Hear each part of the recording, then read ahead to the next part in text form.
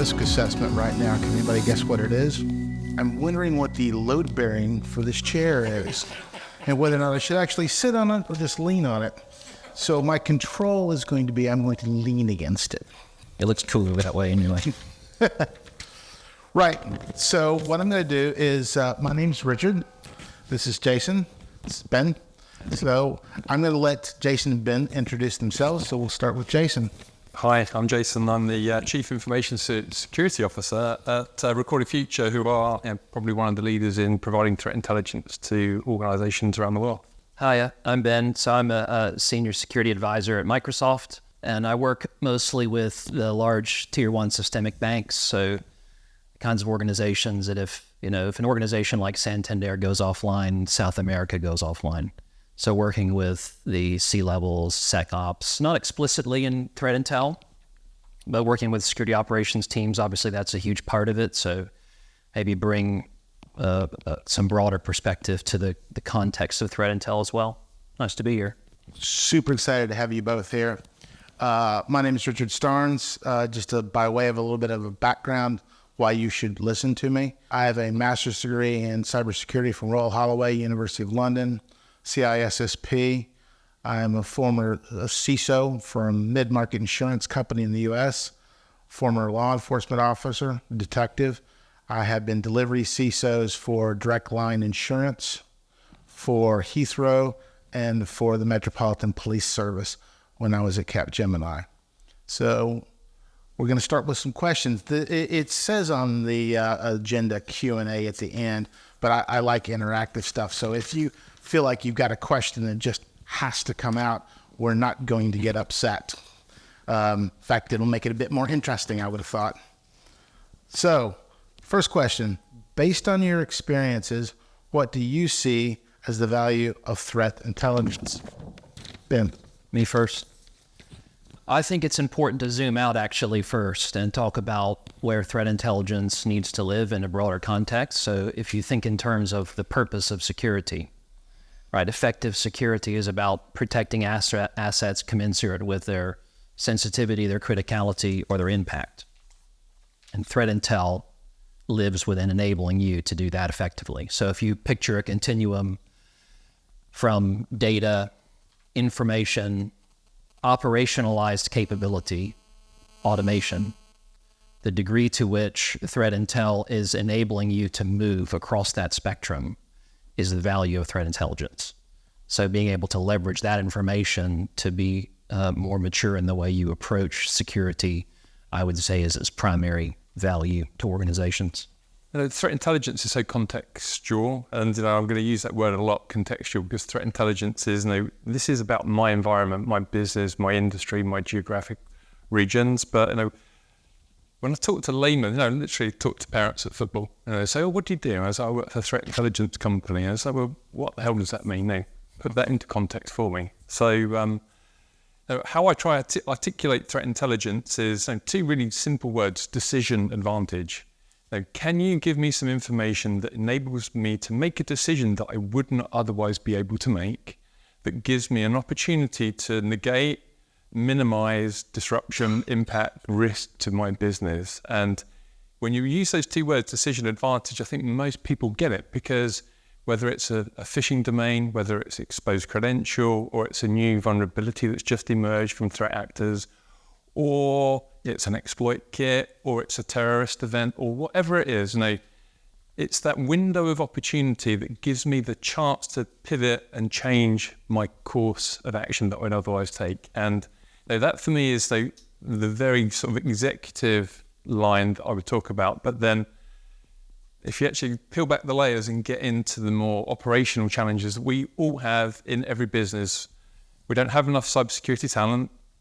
We don't have enough actionable information to make decisions in the SOC, in the vulnerability team, every single day, which means we end up deferring, kicking that can down the road of decisions that we could make, but we don't have enough confidence in the data we have to make the decision, so we avoid it.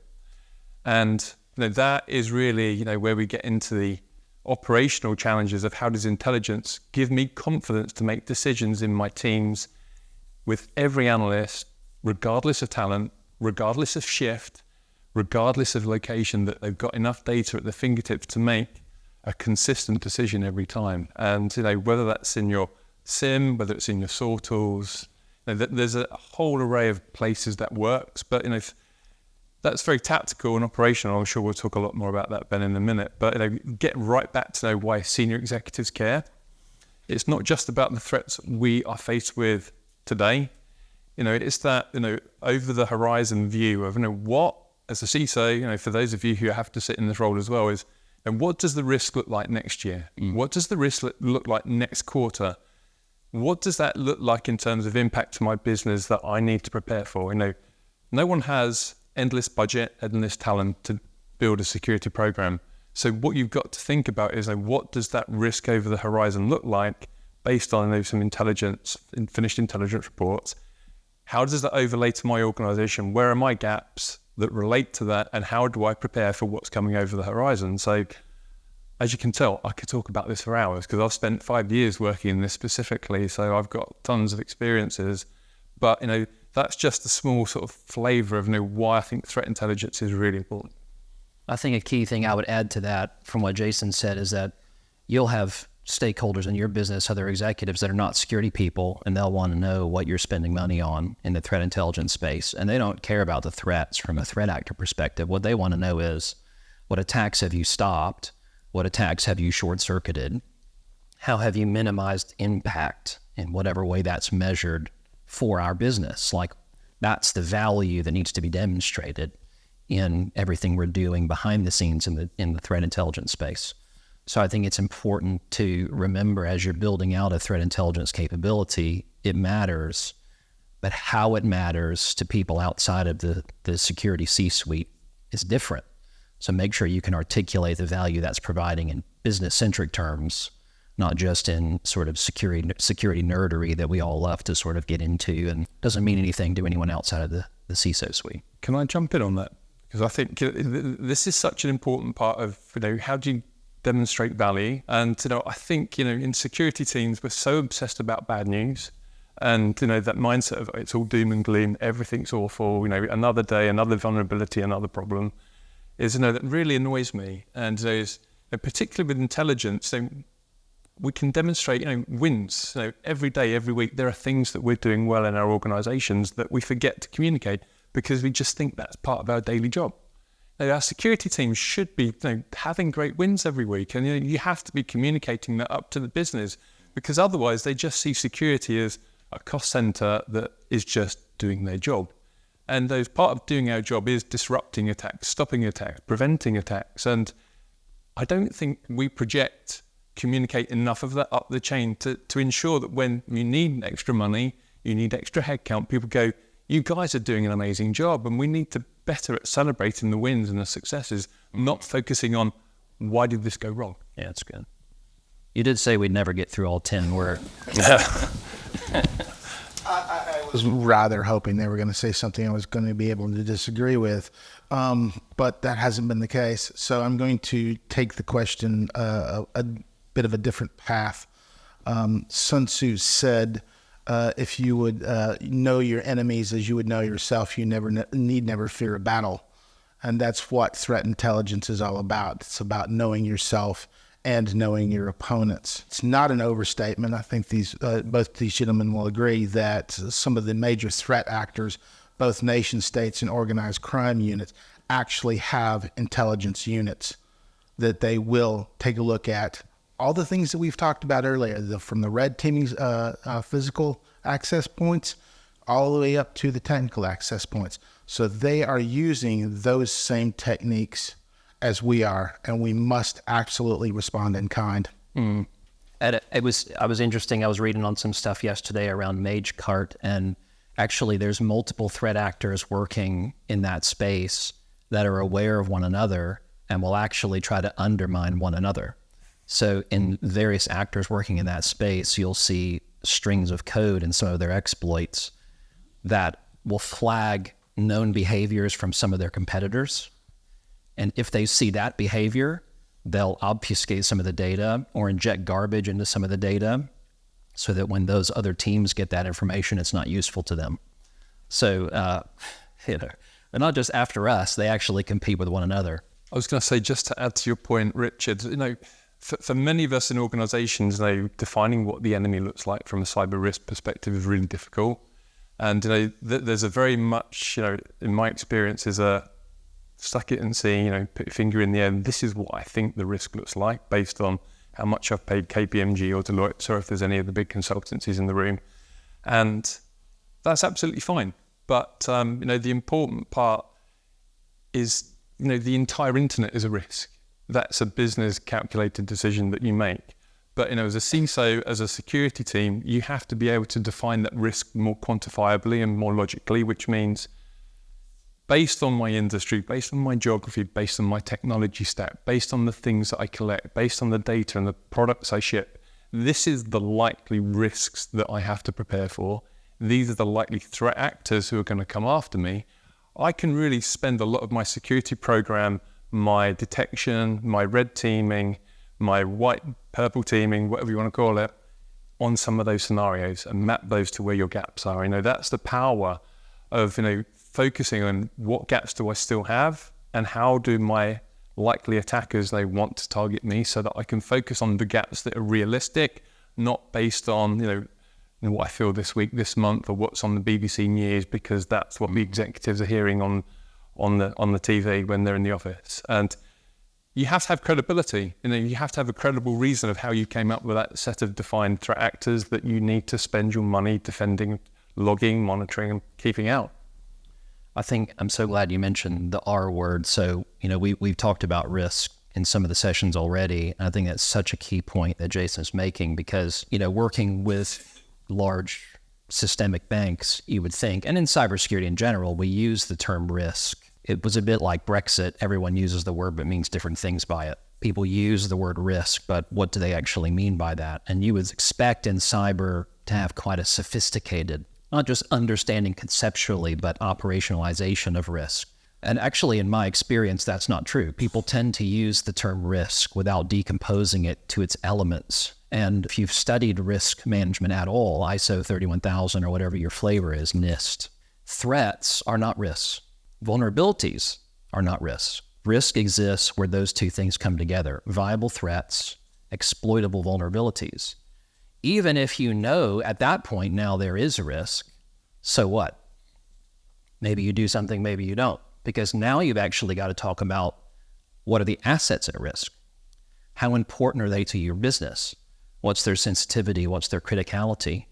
From an attack perspective, what's the likelihood? What's the impact, right? No one ever gets below that top level. And most conversations in the security circles I'm in, what you hear is, there's a risk, we can't do that.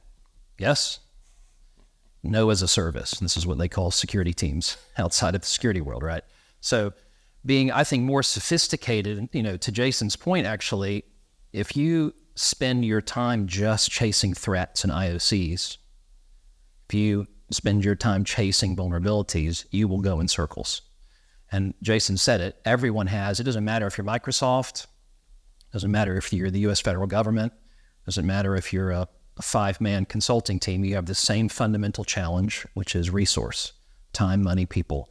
You have to decide what things you're going to focus on and what things you are not going to focus on. And this is why really actionable threat intelligence is so important, because it will help you in that process of prioritization.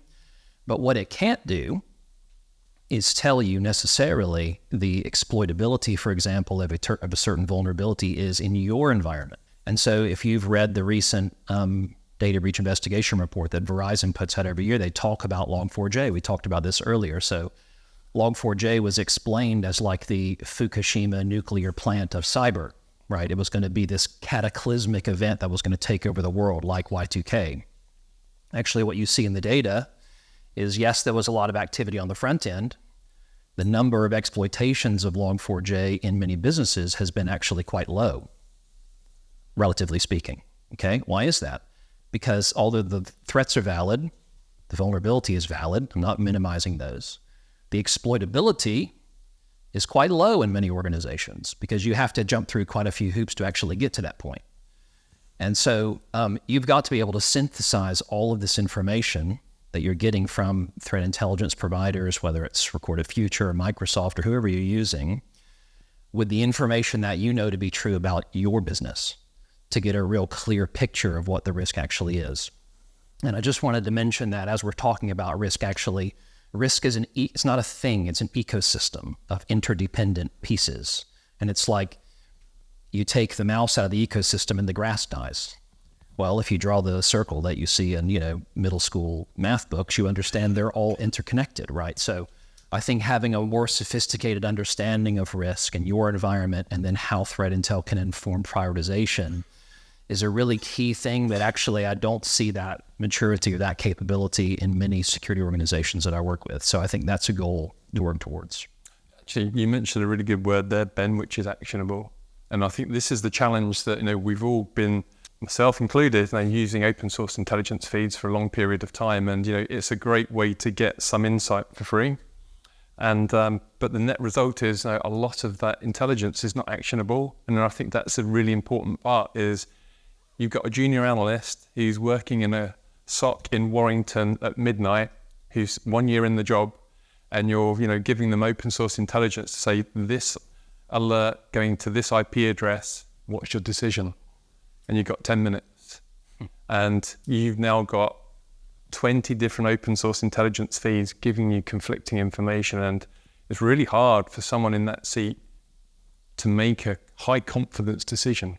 And the net result is they have to escalate it or they defer it. And that's the power of what good threat intelligence can be, is that you can be, I haven't fortunately been that poor bugger who's been in the Warrington call center at midnight doing it.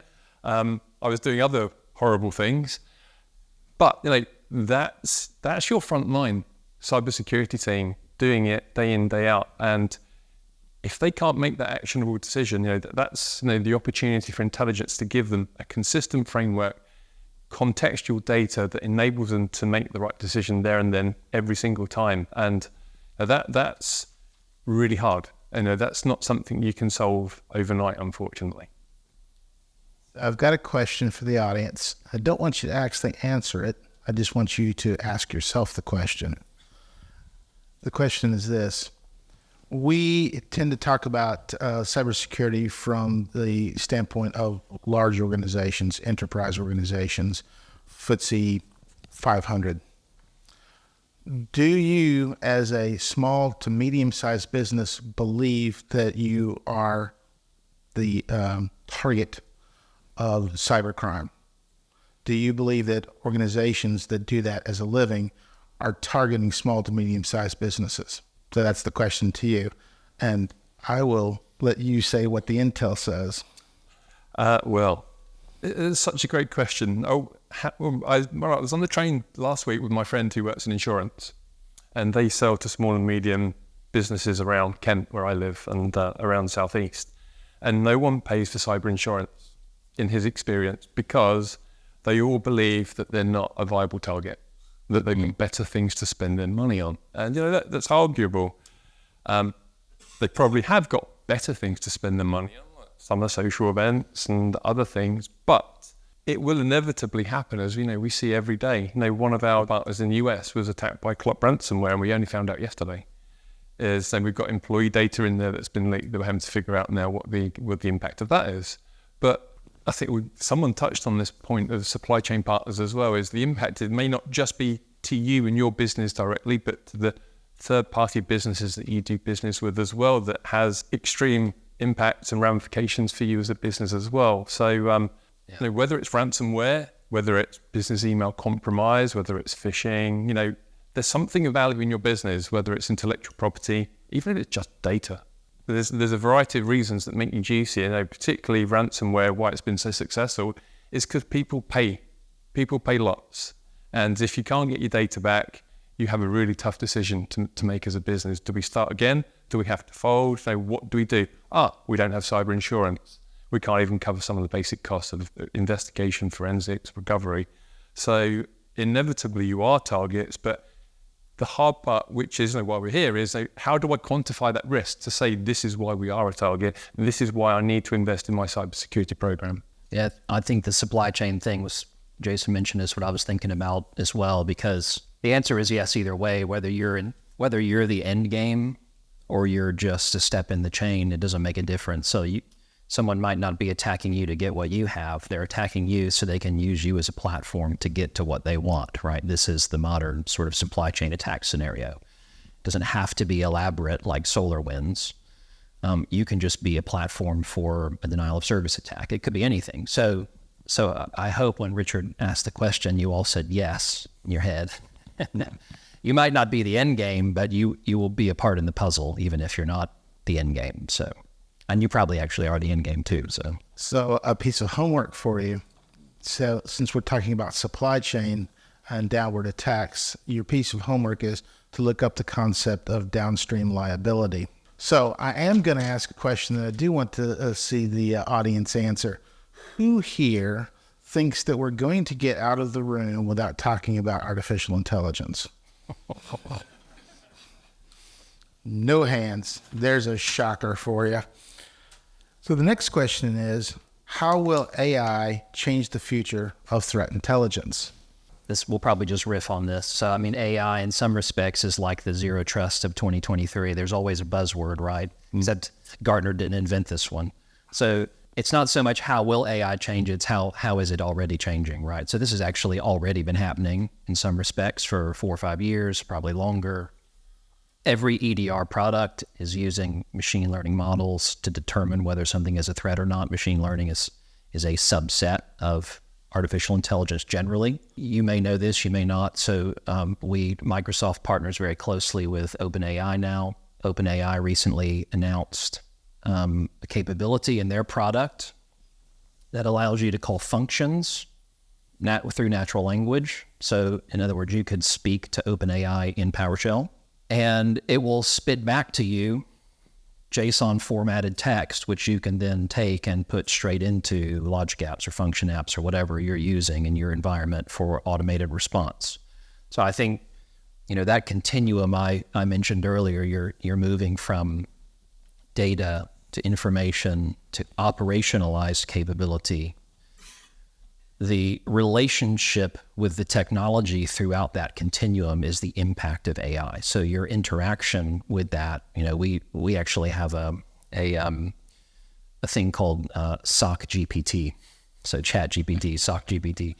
We've been talking about this a lot in Microsoft, the ability of an analyst to be able to conversationally interact with something like a large language model or other, iterations of AI to enrich, to find, to act upon data just using natural language. And, that's not something that's coming. That's not like down the road. That's been here for some time. It's just the tools are getting better at facilitating that, being able to actually interact with that.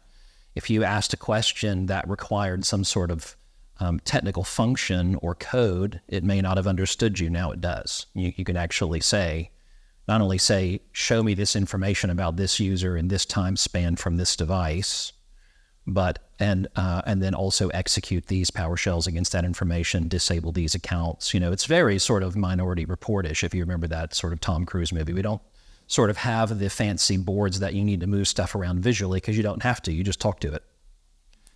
And so I think a lot of the work, just to answer the question, a lot of the work that we're doing currently to correlate information, to gather additional information to pull together into, to Jason's point, a clearer risk position for confidence in decision making, that kind of work will stop being something that you do manually and will start being something that's done for you automatically, and that's already happening. So if you've seen any of the advertisements around stuff we're doing with Copilot and actually bringing that artificial intelligence into the actual information worker space, that's also happening on the back end, perhaps even more dramatically in the security operations center.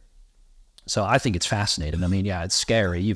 On one end, you've got the world with, Arnold Schwarzenegger, silver robots killing everybody, and everyone's concerned about that. But actually the capability that it unlocks, technology is democratizing access to information, right? So just like, before you had to go through the gatekeepers to knowledge, the internet comes along, democratizes access to it. Now, And here's a practical example, actually. We have a large customer that we work with. We're working with them on a threat intelligence solution, and their own reports. This is not salespeople in Microsoft inventing these numbers. This is the customer's own analysis about that solution. They said, by using this solution, given the data volumes we want to bring in and what we define as success, we won't have to hire between 10 to 20 developers and between 3 to 5 senior security analysts, because this capability is enabling what those 10 to 30 people would do manually. That's the customer's assessment. That's not coming from Microsoft. So, that's just a practical example of kind of where we're going, I think. So, It's pretty cool, isn't it? That's cost savings. yeah. Yeah, there's enough talent shortage as it is. So that's really exciting. To answer your question, Richard, this is my own personal experience of in January. I was talking about our journey on AI as a threat intelligence company. Our legal officer and I had spent a lot of time worrying about the risk of AI and data leakage, intellectual property loss, source code being optimized in a chat GPT, which terrified me. So we decided on a Sunday afternoon to launch our new company policy. No use of AI without explicit permission from the chief legal officer and myself. And 2 lessons I learned within about 10 minutes of making that email. Never send any communication to the business on a Sunday, because it ruins the rest of your Sunday. So that was the first and very painful lesson. And the second lesson was, engage some of the most important stakeholders before you make some of these bloody stupid decisions. But the net result is, as a business, open artificial intelligence is really crucial to us, because the analysts have to write reports every single day. Now, what does this intelligence mean? Now, what does this vulnerability with this threat actor mean? And so that might take them, in my experiences, 4 to 5 hours, depending on the level of experience. So that's half the working day, writing a report. And you'll be writing these pretty much every day. So, the power of artificial intelligence is literally, right now, we are automating that report writing for analysts. So all they have to do is literally copy and paste the text. Maybe they don't like some of the language, but as I've used OpenAI myself, is I don't like all of the text. I like 90% of it, and I just clean up the language that, you probably had your own experiences. Go, I'll just make this sound like me rather than a robot or Arnold, and clean it up. So there's so much more we can do with artificial intelligence, and we're only just literally touching the very tips of it. But, for me, we have to allow it. Yeah. As a business, you can't block it, because we know what our employees will do otherwise. They'll go and get their laptop at home. They'll send some source code. They'll send some data sheets. They'll send some other insensitive data, and they'll do it on the personal account. So Yeah. if you block it, all you do is drive it under the hood, and you don't know what the risk is. So you've got to give guidance, which is, I think, practical, which is, we'll allow it, but let's remind you of the sensitivity, the importance, the value of the data that you might consider uploading to ChatGPT and other tools. And so then, right now, the biggest concern is some of the browser extensions. I don't know, Ben, what your clients are seeing, but I think there's a gentleman who said earlier, everything's on the web. My inbox is in Google, in my web browser. Looking at the permissions and capabilities of some of these OpenAI tools in your web browser, they can log into my inbox, get all my emails, extract it, and send it somewhere without any of my knowledge or permission. So for me right now, our biggest project is, do we have visibility of all the AI plugins in our users' browsers? What do they look like? What are the behaviors that are most concerning? Do we need to start updating our policy and actually starting to remove some of these things? So, that's a journey we're on right now, because I can't stop everything, but, I have to have some solid data to go to the business and recommendations and guidances. Here's what I think we need to do based on the risk that I think we can see today. Jason, almost got there. Almost got one place I was going with this. And correct me if I'm wrong, because we haven't actually had this discussion, but he almost got to the why he put that decision out. And some people in the room may not understand that, so I'm going to say the why, or at least what I think the why is. ChatGPT and other models like that get their data. They are data hoovers. They take it from anywhere they can get it. Where they also take it from is the questions you ask it. So, and they incorporate those questions back into their own databases. So if you ask it a question using your corporate data, guess where that goes? It goes into that large language model. And if one of your competitors asks questions in that data area, you may very well wind up getting your competitors getting your data. And that's the reason I suspect that Jason made that, from a security standpoint, a quite reasonable decision. Yeah. And actually pretty much all the customers I work with have said the same thing. We're turning this off until we understand the implications. And actually, that's a smart decision.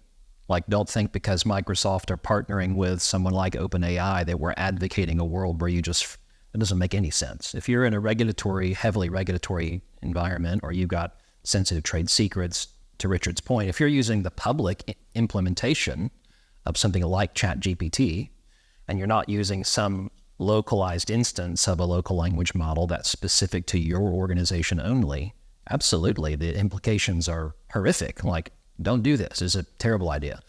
But being able to then empower people to say, actually, we can give you that capability, but something that's running in your environment only. So, and then you've got all the protections around data protection and how all that's being managed contractually, commercially. That's a win.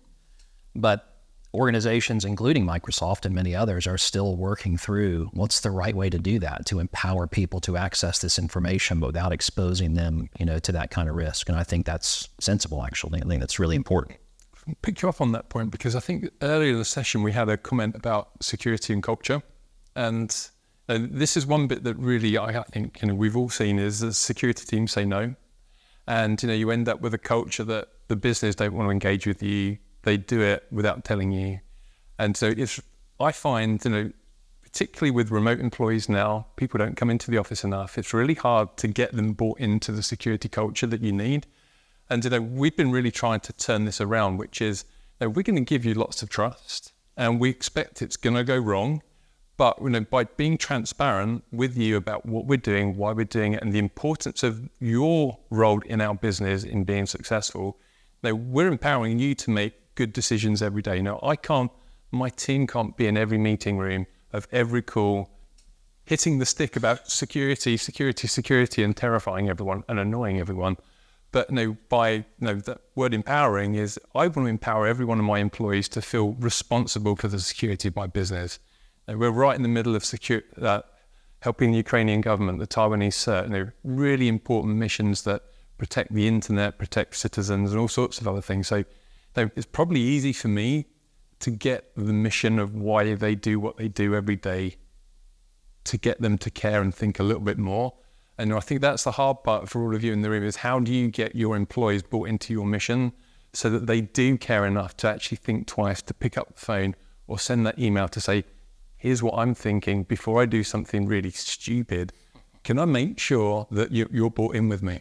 One of the things that, and I started off in cybersecurity a very long time ago, and it's been my personal philosophy, and I wouldn't doubt that either of these gentlemen would disagree with me.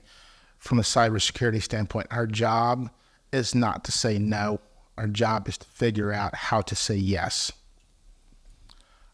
So we have very little time. Does anybody have any questions? Just I can take one question, maybe two.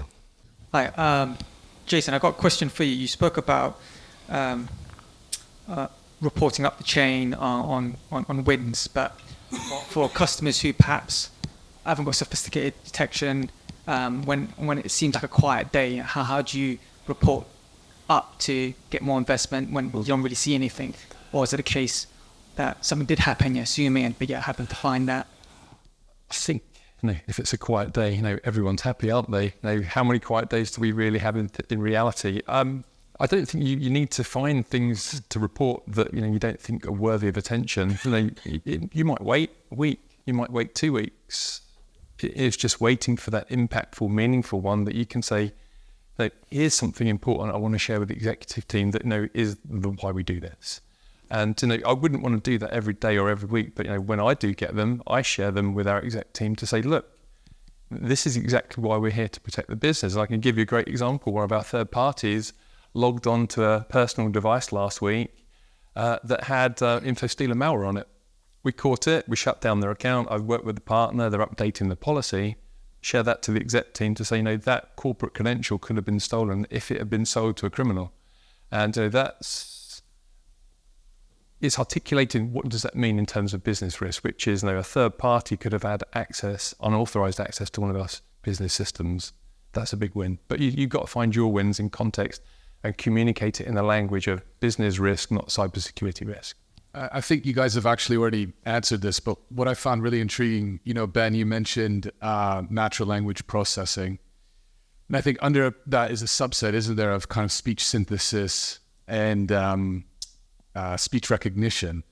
So when I think of, speaking into that AI framework and getting what you mentioned, the data, the information to make that operational and actionable insight possible, instead of just the quality of the response back, which you guys have mentioned, can that data be compromised as well, or weaponized in such a way where it comes back? And one scenario where the quality of data is poor, but is there another scenario where it's actually compromising the business as well? As in someone using the language and synthesizing your language. Yeah. Well, actually, this is like a real concern. And in fact, most of my banking customers that want to talk about AI, this is what they want to talk about, because they want to talk about the fact that there's lots of tools out there that can listen to a snippet of your voice for 10 seconds and perfectly imitate you. And if you're a bank that allows people to log into their accounts using the signature on your voice, you're in real trouble. This is my password. I mean, it's eerie. You can actually test it. Let's speak for just a couple of seconds, and then it will read back some text in your voice. Not just like sounding like you, but I mean inflections, pauses, like it's eerie. And I think we as an industry don't have a great answer for that right now. We're kind of in this position to where it's like, this is going to be awesome, but we have to shut this down until we can figure out how to secure it. And I think it begs all kinds of questions about how that impacts your threat modeling, because nobody's doing threat modeling thinking about stuff like that, thinking about infrastructure. And so I think as an industry over the next year or two, that's going to drive a lot of change. One takeaway, 15 seconds. I think if any of you are thinking about how to use threat intelligence, those two words, decision advantage. If you can't make a decision with the intelligence you have, that's noise. You've got to have contextual intelligence to make good decisions and see. Yeah, figure out what you need as a business from threat intelligence. You need something different than what a tier 1 bank needs. But what you need is tools that will give you not data, not information, operationalized capability. What's taking that information and converting it into something that's allowing you to potentially even automatically take action based on quality threat intel, where you don't need people manually doing things. Like, focus on that, and you'll be accomplishing the objectives, not just getting hyper-focused on threat intel. And mine's not that. Mine is a question. If you aren't utilizing threat intelligence, why not? Thank both of our participants. Really, really appreciate it.